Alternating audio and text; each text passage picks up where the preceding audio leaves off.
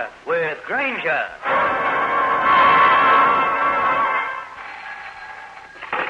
Police Department. This is Graham Dwyer. I'm calling from a drugstore in Ampere and McDonough on the edge of Pelham Bay Park. Get a police car out here immediately.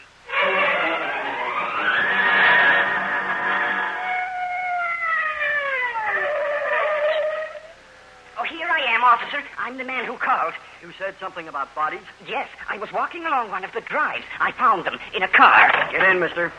Show us where. It's this road to the right, a red convertible. It's parked right along. Oh, there it is, just up ahead.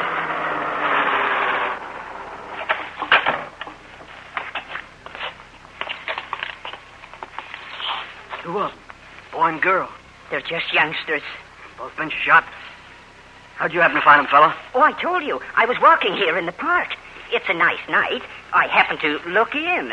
At first I thought they were just sitting sort of, Necking? Yes. Then I took a closer look.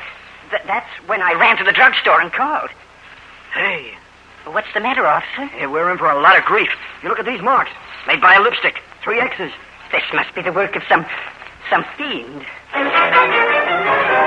This is Steve Granger, private detective, with a story about a killer with a trademark, a triple X, which meant murder plus mania. In just a moment, I'll take you back to one of my most interesting cases.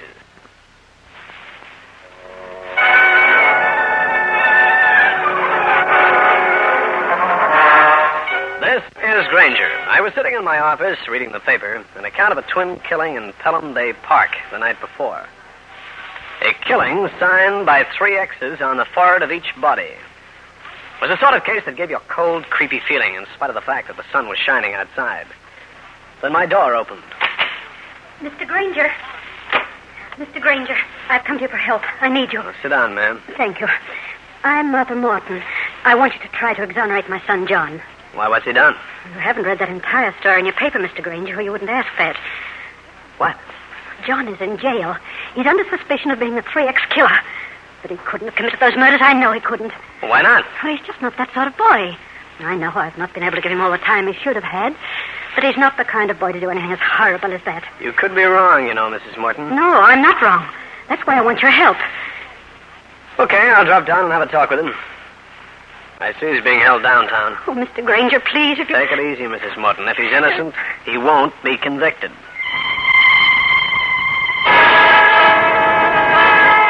I grabbed some transportation and went down to police headquarters. I explained my errand and was ushered into the office of Lieutenant Mike Harding. Granger, I think you picked a bad one this time. Why? What have you got on young Morton? Everything. A girl came to us early this morning. She was scared to death, hysterical. She wanted protection. From whom and why? The dead girl and boy were both friends of hers. They all had a date last night. The dead girl forgot about a second date she had with the Morton boy. Both boys showed up. They tossed a coin. Morton lost. He went away angry with the girl who later reported him. That's still not proof of murder. The lab man made some casts around the car. They fit the boy's shoes. Shoes can be similar. Cut it out. We matched the tires on Morton's car with some tire prints. They were alike, too. I want to go talk with him, Mike. Okay, come on.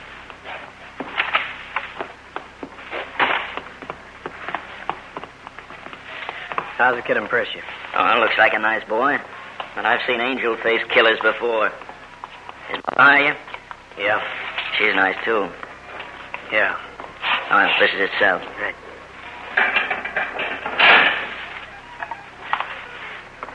John, I'm Steve Granger. Your mother employed me to try and get you out of this. I didn't do it. I didn't All right, do it. take it easy, kid. I'll do everything I can. Now, what happened after you flipped the nickel and lost? I left him and went out with the other girl. The one who reported you? Yes, Anna Long. Hmm. I was mad, see? I took her home early, and then I drove my car around the park. Looking for the other couple? Yeah, I wanted to spoil their fun if I could. They wanted to pick a fight with the other guy. I didn't like him. But, Mr. Granger, I never killed them. Bet you did find them. Sure. I spotted the car parked on that side driveway. Yeah. I coasted up in back so they wouldn't hear me. I wanted to see what was going on. So? When I got to the car, I could see there was something wrong. When I saw the 3 X's marked on their forehead, I went home as fast as I could. Why didn't you notify the police? Well, I was going to. But just as I got back in my own car, I heard the sirens. I got out of there. I guess I lost my head. Yeah, I guess you did. Okay, John. Try and relax. I'll do what I can.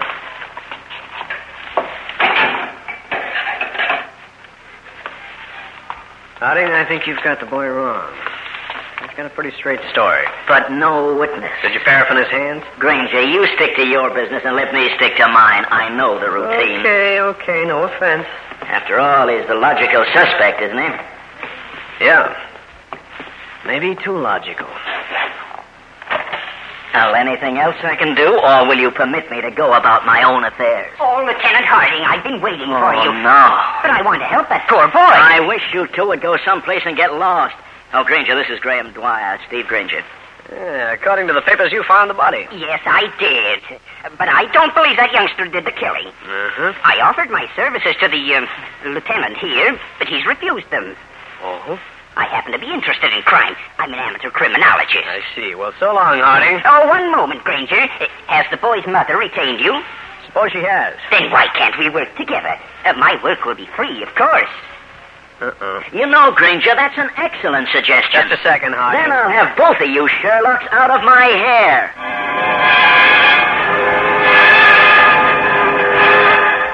I got away from Graham Dwyer by simply telling him to get in touch with me later at my office, a place I'd try not to be at that time. I nodded so long at him, left the building, and grabbed a cab uptown.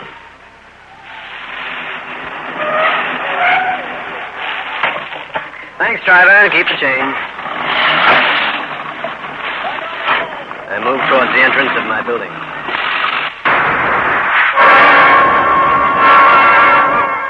I'll continue with this interesting story in a minute.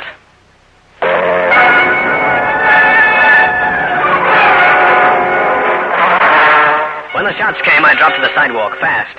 You gotta be pretty fast on the fall in my profession. I lay there waiting for some more shots, but they never came. Only the sound of a car roaring off. I could look at the license plates and made it in a hurry to my telephone.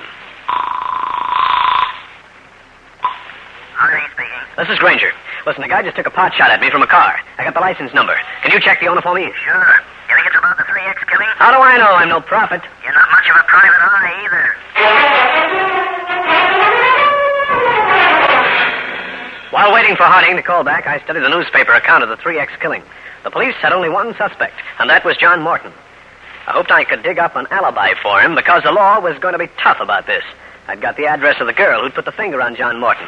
Her name was Anna Long. I decided a talk with her was in order. Anna Long lived on Colonial Avenue, adjacent Pelham Bay Park. I phoned, told her I'd be out.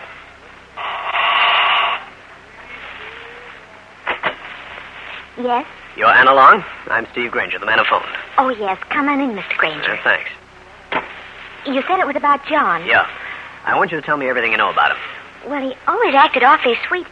I liked him. Then why did you report him to the police? That night he was sort of different. He wanted that date with Nell, and he was terribly upset when Tommy showed up. Did he make any threats? No, he just grumbled about it always being his luck or something like that. You said he acted different. What do you mean by that? Well, we rode around, and then we stopped off for soda at the corner, and well, John wouldn't talk or anything. Then he took me home, just like that. Didn't even say good night. Do you think he could have killed his two friends? He didn't like Tommy at all, and he was crazy jealous of Nell. The talk with Anna Long brought out nothing. There was no way of establishing an alibi for John Morton, since he'd been driving around alone. I thanked the girl, left the house, and started down the street in search of a cab.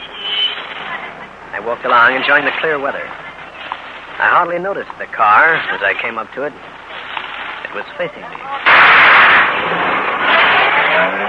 I dropped to the ground, but not until I got a good look at that driver. He was wearing a gray hat, dark glasses, and a mustache. I got something else, too. The license number on the plates. The same as before.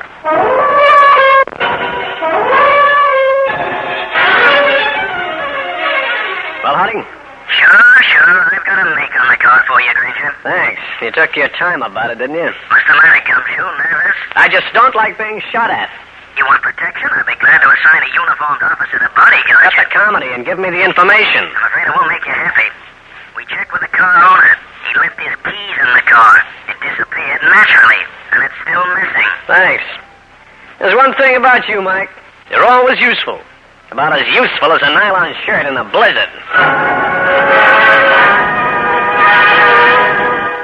As As I hung up the phone, a thought struck me. The man who'd fired at me from the car had fired high. Since he had a perfect sight on me, he apparently was just trying to scare me off the Morton case. The trouble was, he was practically succeeding. In just a moment, I'll bring you the climax of the case.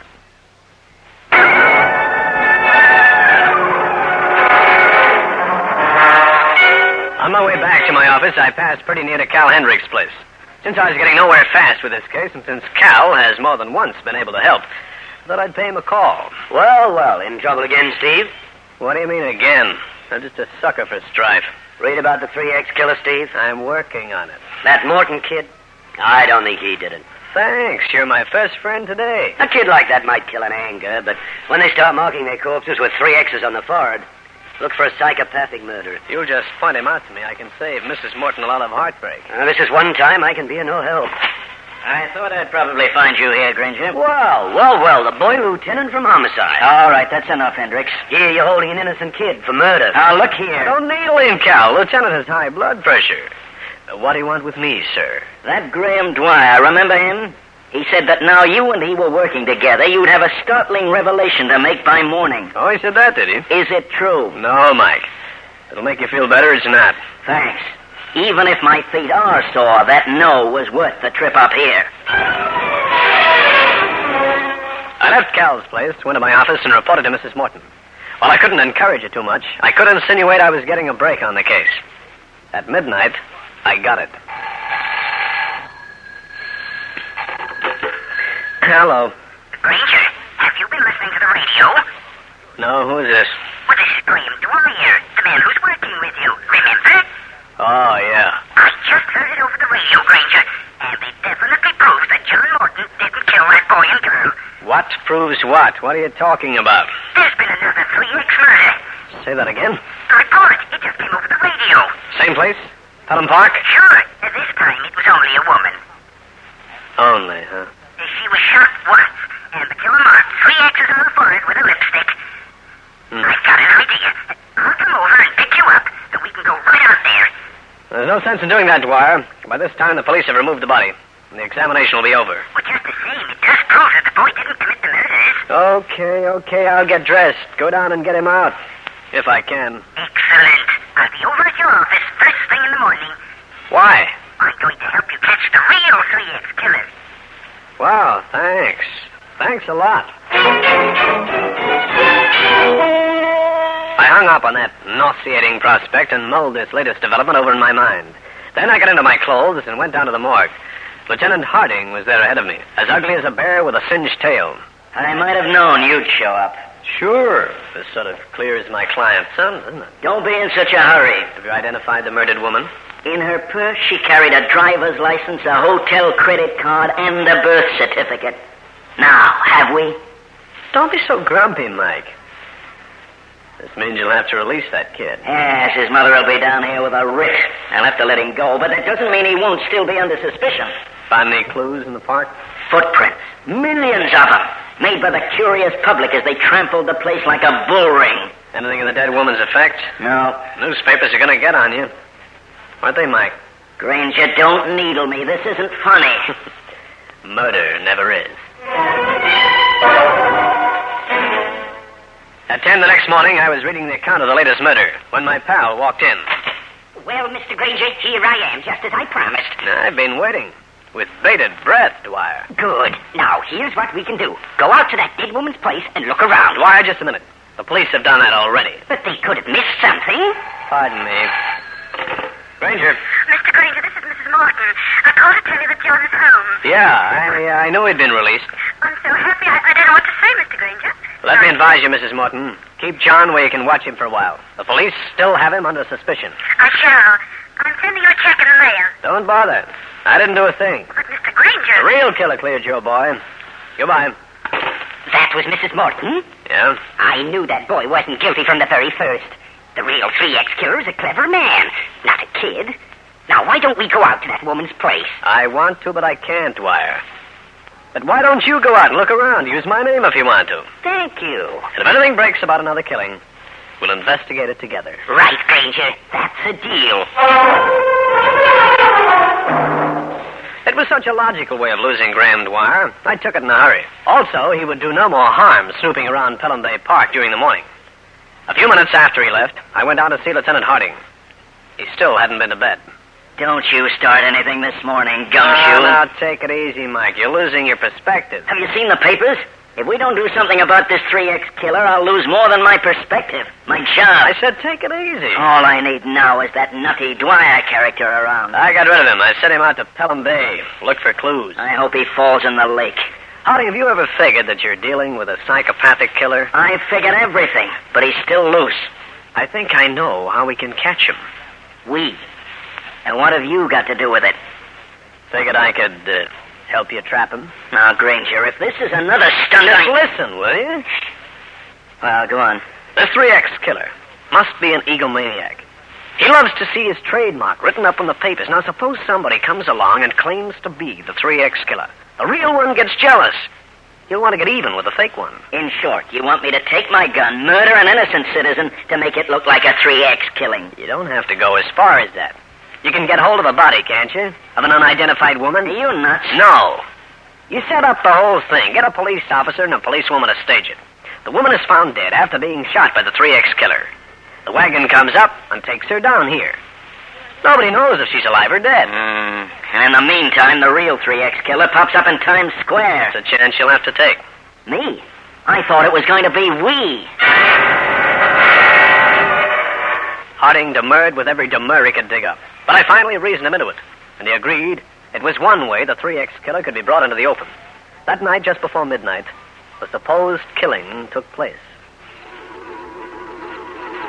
The policewoman, posing as a casual pedestrian, was walking down one of the drives. A man slipped up behind her. The woman staggered to the grass and dropped. The man ran between some trees and disappeared. Two plainclothesmen ran out with the body of the woman brought from the morgue. A woman wearing 3 X's on her forehead. They placed her where the fake shooting had taken place, while the policewoman slipped out of sight. The stage was set. Just as Harding and I had planned, the radio at midnight came out with the news that another 3X killing had taken place.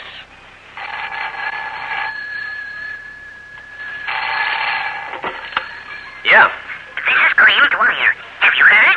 I was just going to call you. We're going out there. I'll pick you up in 5 minutes.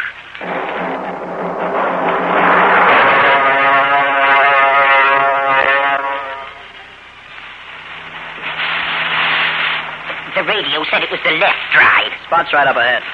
See the police cars? My, this one really attracted a crowd. Pull up here. We can walk.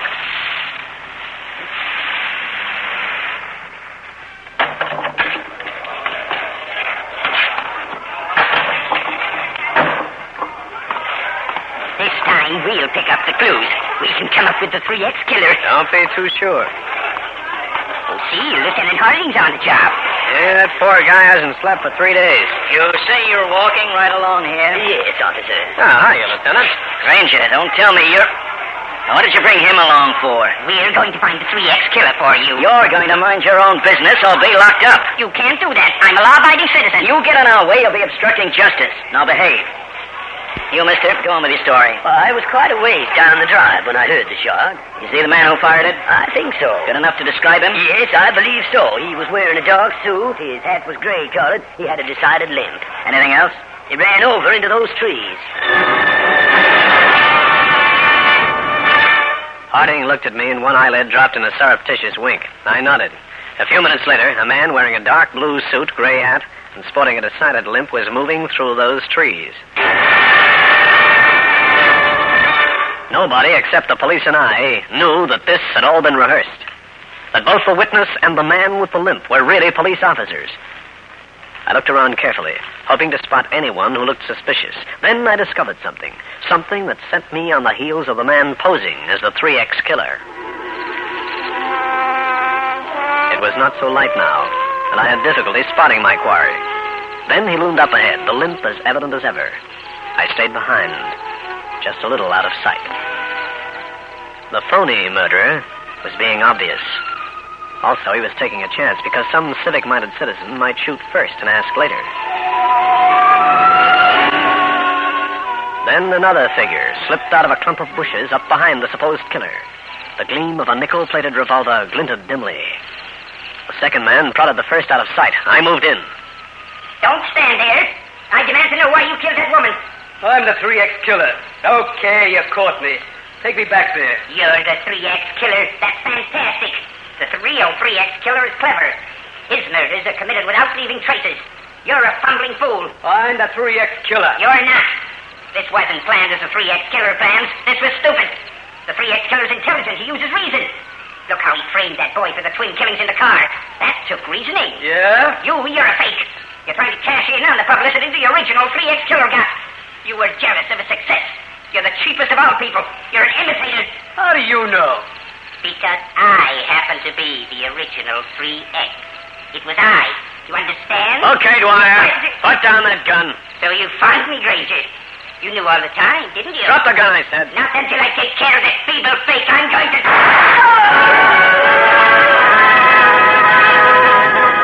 Well, friends, that's the story. I'll be back to wrap up the case in just a minute.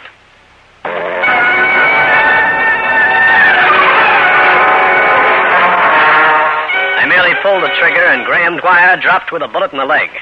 The officer who'd been posing as the fake killer grabbed his gun, and that was that. Mike Harding asked me to meet him the following day. Have you seen the newspapers?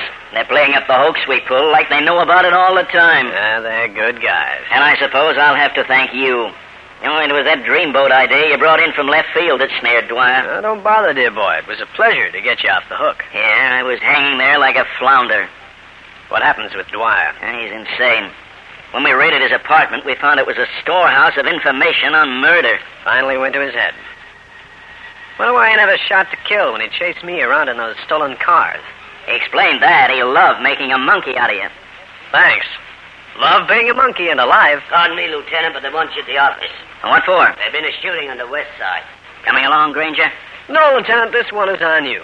I figure on taking a rest. A long rest. This is Steve Granger. You'll be listening to some of the most interesting cases in my files. I hope you enjoyed them. See you around sometime.